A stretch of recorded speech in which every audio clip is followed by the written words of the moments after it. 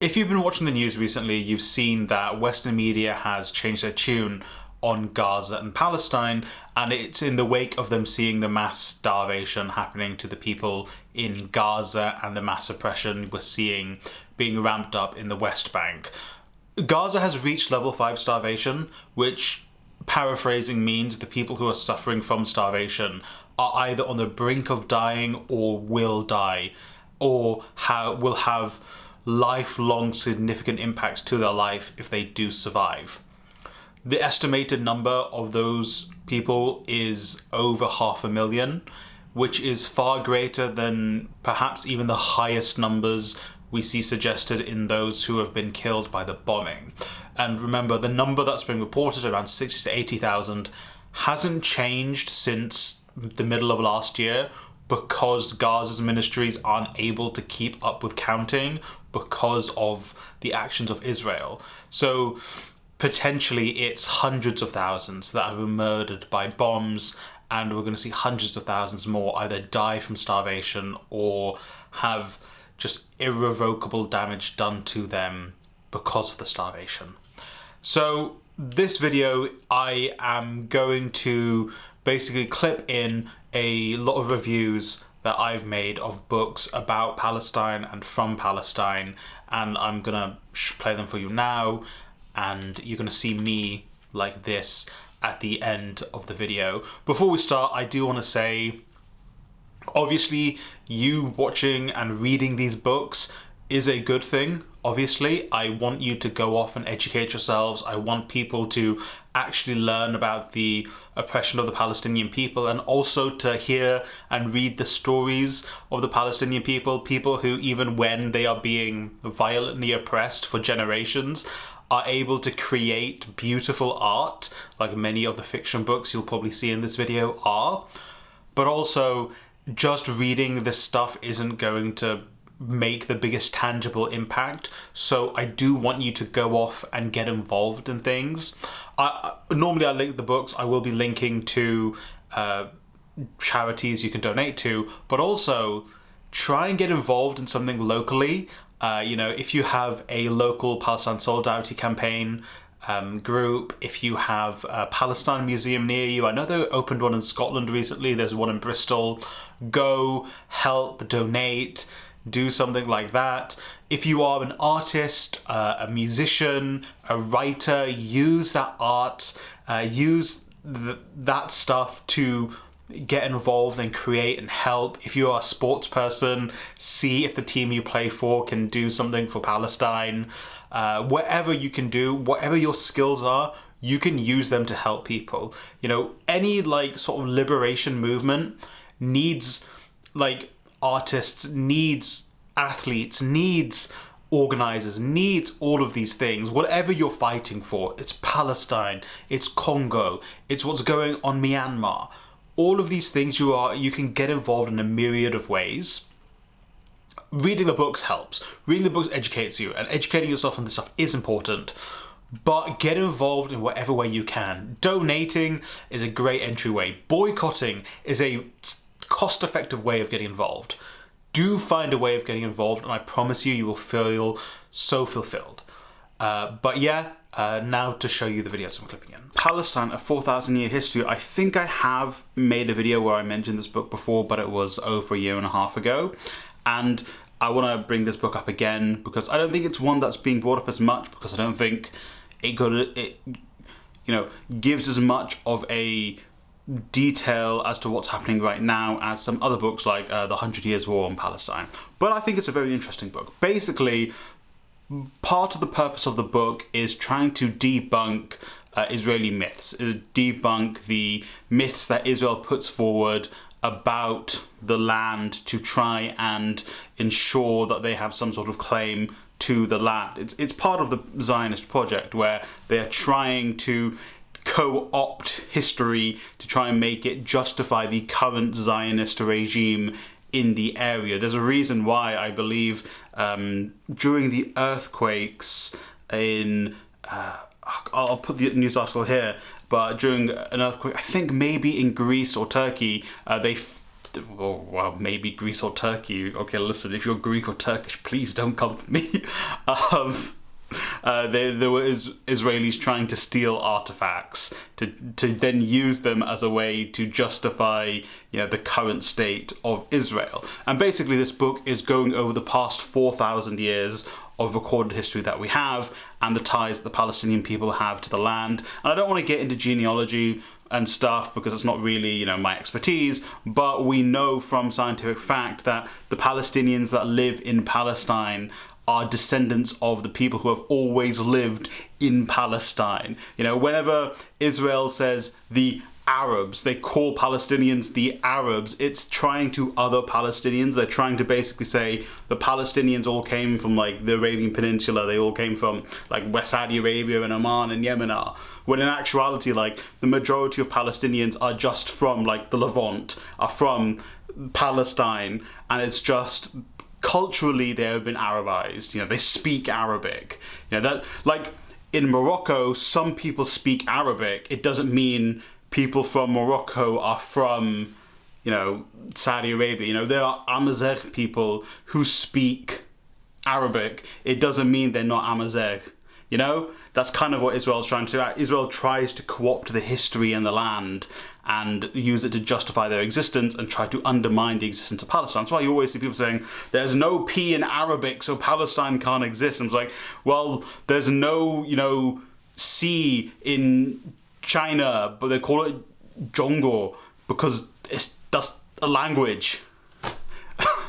But yeah, this book it's very interesting. It's a bit long, and obviously if you're not someone like me who's very interested in ancient history and pre-modern history, it might be a little bit more difficult. Obviously it does cover the past 100 years or so as well, but so you are going to get that in this book, but obviously because it's 4,000 years, 3,900, okay, we'll say 3,800 of these years because you include British colonialism isn't really what's happening that most people know right now, if that makes sense. Next up is The Dance of the Deep Blue Scorpion. This is a book I've actually spoken about, I think 1 or 2 times on this channel. So if you go to my playlist of Palestinian books, you can see another review of this book, which might be a little bit longer than this.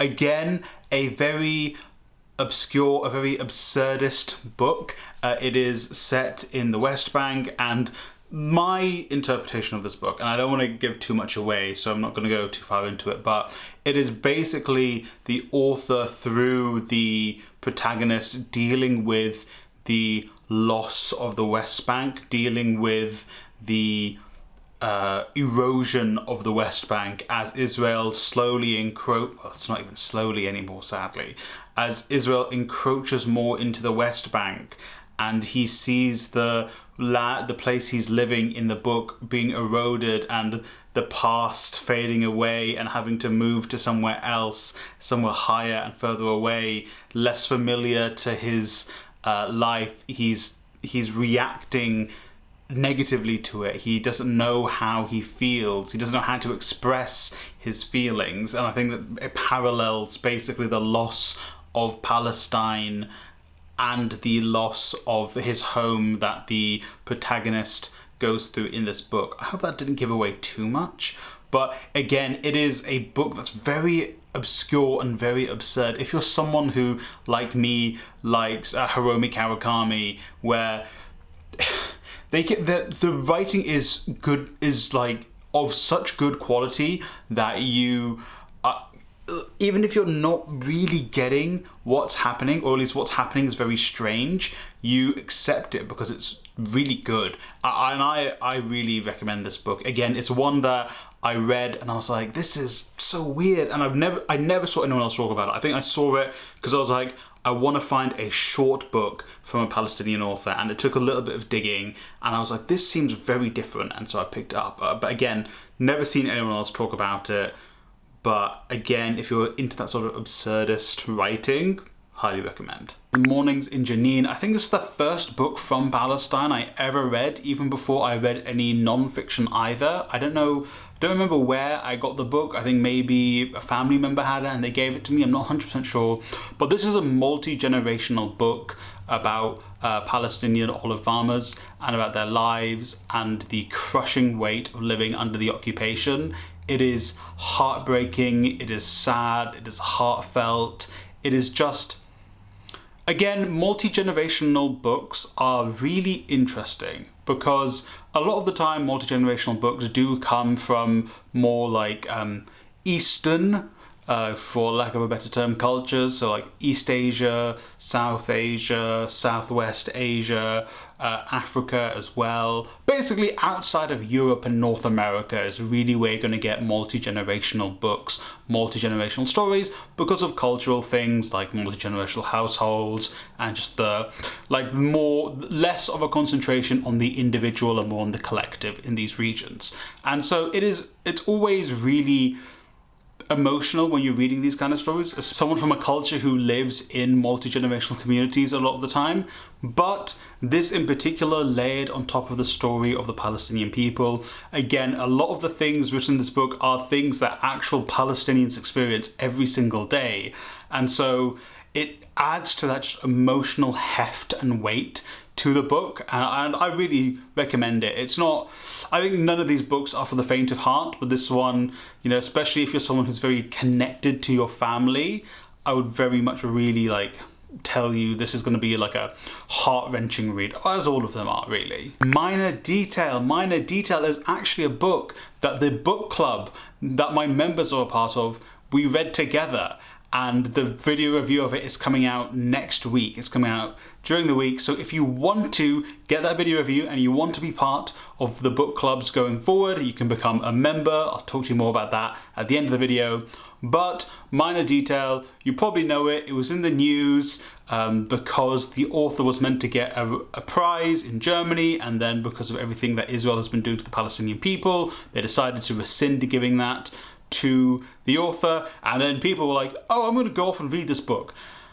And this book it's a difficult read in multiple senses. It's a difficult read in the way that it's very visceral in the way it talks about the events that happen. I don't want to spoil the books. I haven't spoiled the other two. I want to spoil this, but there's like two different time periods the book is divided into, 1948 and the present day. So I think about the time this book was written, 2017. At least it feels like that. And so between those two periods, there's two different but interconnected stories going on. And the things that are described in both are very visceral. The first half is very chilling and I don't know how I'm going to get my opinion sorted for the review, but it's just very chilling and gripping. And the second half, it's like you're drawn into what's going on, and then something big happens at the very end, and you're like, what? And so this is more like a chilling story, and this is more of a thriller story, and those aren't the perfect words to describe the two halves, which are interconnected. But it's a good way of determining the two. Obviously, you read it in the order that it's presented to you, but that's how it's split up. And I'm going to give my full thoughts in my video that's coming out next week for the members. So if you are interested in becoming a member and you want to know my full thoughts on this book, you should. But the two are the whole story. I still haven't made up my mind how I feel about it. I think I've given it a rating on the story graph, which you follow me on, but I don't know if I'm going to play about with that rating. I do have some critiques, but overall I think it's a book you should read. But this especially is one that you have to be feeling very emotionally robust to read it, because I had to put it down and just wow, okay, a few times. So that's a warning for Minor Detail. 100 Years War on Palestine by Rashid Khalidi. This book, in my opinion, is the catch-all book. I think if you're going to only read one of these books, go off and read that, because it gives you a very comprehensive history of Palestine, and more particularly the war on Palestine, the struggle of the Palestinian people from the West and the Zionist entity. It goes into great detail about the start of the Zionist movement. It goes into great detail about the just human rights abuses of Israel against the Palestinian people, whether it be the Nakba or much later in the Six-Day War, then going on to the First and Second Intifadas. I believe there was an edition that is up to date up until about 2024, early 2024, so you can get that edition if you want. That'll probably be the one that most retailers are selling. And yeah, it's just a very comprehensive look. It's a very good look. It goes into good detail. It gives you information that will oftentimes be missed in other books, because other books might find the information superfluous because they have a very specific topic. They're specifically looking at the Nakba, specifically looking at the impact on certain aspects of Palestinian life, whereas this is trying to give you a broader overview of everything, but still try and remain pretty comprehensive and give you an overall history of Palestine.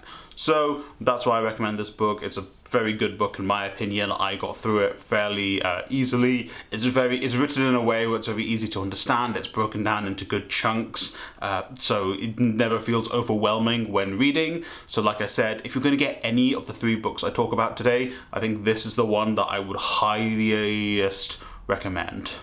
Palestine by Joe Sacco. This is actually a graphic novel by Joe Sacco, who is a Maltese American who went to Palestine around, I believe, the Second Intifada, and in doing so he was experiencing firsthand what life was like for the Palestinian people. He went there not knowing really anything about what was happening in Palestine. I think he literally went there with friends, and basically in this he is documenting what he saw, the interviews he had with people, seeing the harsh conditions the Palestinians lived in, the oppression they faced from the Zionist entity, and it is such a heart-moving and heart-wrenching graphic novel. And I think in particular this would be good for someone who doesn't really know what happens in Palestine and is maybe coming at it with a similar lens to Joe Sacco, someone who doesn't actually know the situation, or someone who doesn't really have an informed opinion on it, but then once they experience or see what the Palestinians experience, they're actually like, oh my god, what's going on? And I think that's oftentimes a thing that happens to a lot of people. I think a lot of people who come into, seeing what's going on with I don't know what's happening, what is all of this attitude, and then they actually see what is going on. The oppression is so bad, is so despicable, that people will be like, oh my god, of course the Palestinian people are being oppressed, of course this is wrong. And I think it's important to see that process, and I think Joe Sacco presents that in his graphic novel, and it's he won awards for this. He's a multi-award winning graphic novelist as well. So it's very good. It's very well written. The artistic style does also his artistic style lends itself to telling this sort of story. If you've read Mouse, the artistic style of it lends itself even to that very harsh story. Well, it's not a story, it's reality. To that very the artistic style brings out the just sheer, what's the word? I don't know. It lends itself to the graphic novel, and the use of color as well, in my opinion, is really great. It's all mostly like blues and darker lines and stuff. So again, I highly recommend this, and it's a graphic novel, so it's a little bit easier to get through. You could probably get through this in a couple of sittings, if not one, if you're a very avid comic book reader. So Palestine by Joe Sacco. A book that I've been banging on about ever since I read it, and I think I made a whole video on it as well, Witness in Palestine. This book genuinely hurt me to read. I felt physically and emotionally sick reading it. If you don't know what this book is, Witnesses in Palestine is written by a journalist, a human rights activist, volunteer who goes to the West Bank to volunteer for the West Bank, and she's basically documenting her time there. She has 3 different stints in the West Bank, all covered in the book, and progressively you see how her witnessing firsthand Zionist occupation of the Palestinian people pushes her more and more towards the Palestinian cause. So she starts off by being basically like, peace can prevail, you know, we just need to talk to each other and things will get better. And the more she sees what's happening in Palestine, the more she actually experiences firsthand what Palestinians go through herself, the more and more she's like, I get why the Palestinians are so fed up and angry with this. I get why the Palestinians are fighting back, why the Palestinians are using their right to resistance. Like, it's that meme of the guy at the World Cup who was like one conversation with an Israeli and suddenly he becomes pro-Palestine. And what do you think about the game? I thought it was a good game. I thought in the beginning Israel was better, but now Mali is is destroying them, I think. Israel is not bad. Israel is not bad, but I think Mali is going to destroy them today. No, I'm just talking about football. I'm just talking about football. Mali the best, no politic here. Okay? Free Palestine! Free Palestine! Free Palestine! Free Palestine! Because that's kind of what it is. And the stuff documented in this book is truly horrifying. And this is 20 years ago this book came out. So 20 years ago this stuff was happening, and it's still happening now. I'll very quickly go through some of the stories. I mean, one of them is from the author herself, her experience going through an Israeli checkpoint, the dehumanization she had to feel, being forced to walk back and forth, locked in a room on her own, having being strip searched, being, you know, teased by the male guards, you know, and she's like, this was me. Imagine if I was a Palestinian woman alone going through this, just a Palestinian in general. Her watching Palestinians being corralled into these checkpoints, which are illegal, you know, they shouldn't be there. Israel's put them there. And, you know, them being corralled, being told to go forward and back and forward, seeing people being kidnapped from their homes for no reason, Israelis taking them, kidnapping them, beating them and dropping them back off. Her recounting a mother and a father trying to take their dying baby through a checkpoint, and these 18-year-olds with machine guns being like, no, you have to wait. And then an hour later being like, show me your ID cards. And an hour after that going back. Then they see the dead baby and they're like, oh, I guess you can go through now. And the hospital telling them, if you'd gotten here a couple of hours ago, your child would be alive. I'm talking about it and I'm getting angry. This is still happening. This is still something Israel does. It's still something that the British government, the German government, the French government, the American government all support and back. It is truly... You can tell I'm getting angry. And the final book I want to talk to you about is On Palestine by Noam Chomsky and Ilan Pappé. Stick with me here. On Palestine, I don't think it's the best book about Palestine. I don't think it is the best and most informative read about Palestine. But for me, a 16-year-old, I read this book and I think it put me on this trajectory of being someone who wants to fight for Palestinian liberation for the rest of my life. I was 16 or 17, one of the two. I was doing something called my EPQ.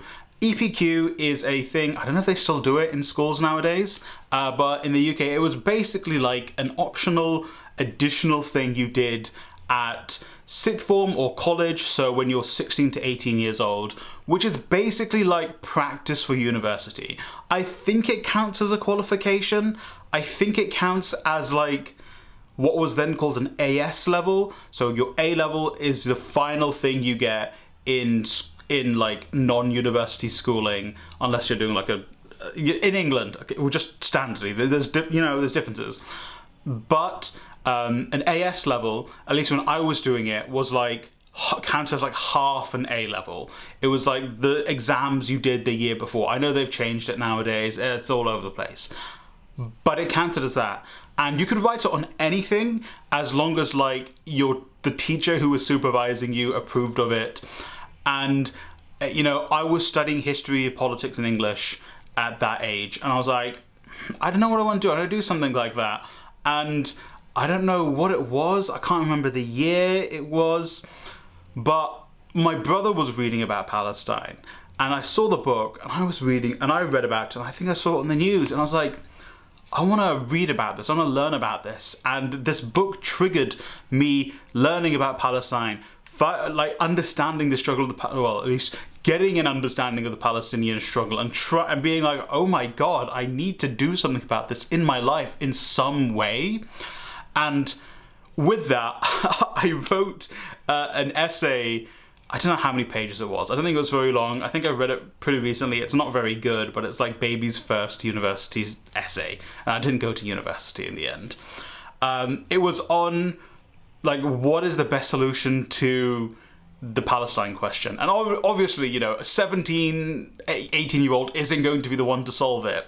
But I think I came to the conclusion that I still hold now, that a singular Palestinian state that is equal and not an apartheid state is the best solution. And it is something that I still believe in.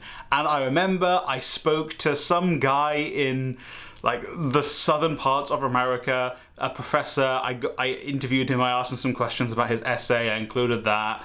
Obviously it's not the best research because, like, again, I was like 17. I'd never done it before, so I wasn't sure it was the best. And the biggest thing I remember is at the end you had to do basically the equivalent of a viva, which is where you defend your dissertation. You give a presentation and you defend it, and you get points for it.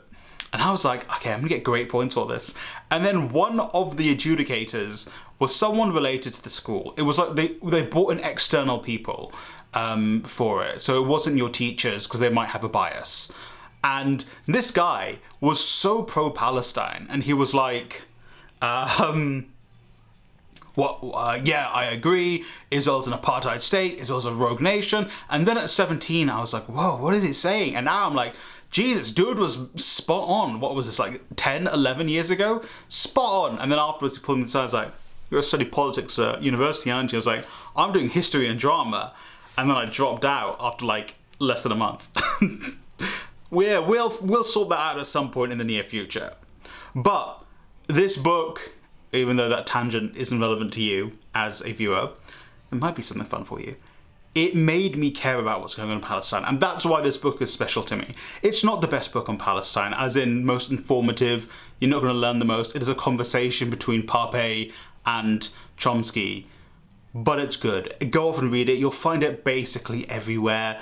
Every shop will have it, you know, even like the right-wing ones will have it because it is like a standard book on Palestine. You should be able to find it, and very cheaply. So all the books you saw you can probably get from anywhere you can find books, whether it be your library, a bookshop, a secondhand bookshop. You should be able to find these books, some of them maybe even online. So do go off and read them. I do encourage you to do that, to educate yourself. Share them with people who you feel would really benefit from reading and learning this stuff. Like I said at the beginning of the video, please try and get involved in doing something. All the revenue I make from my videos on Palestine does get donated. It's not a lot of revenue. It is, you know, less than £100 every 4 to 5 months. But it still does get donated. So there are ads on this video. I know they're annoying, but the money gets donated. Like I said, there will be donation links in the description down below. And just remember, you know, the Palestinian people and all people fighting for liberation need those of us outside to help them. Ultimately, liberation and how they liberate themselves is down to the people being oppressed. And it is up to us as external forces to help them in their liberation movement, to help them in their liberation journey. You know, all liberationary movements had external help, and we can be that help. Even if our governments don't want us to be, we can defy them and do what we can to help people in need. Because, you know, solidarity, global liberation, global revolution is the only way we are going to create a better and more equal world for everyone who lives in it.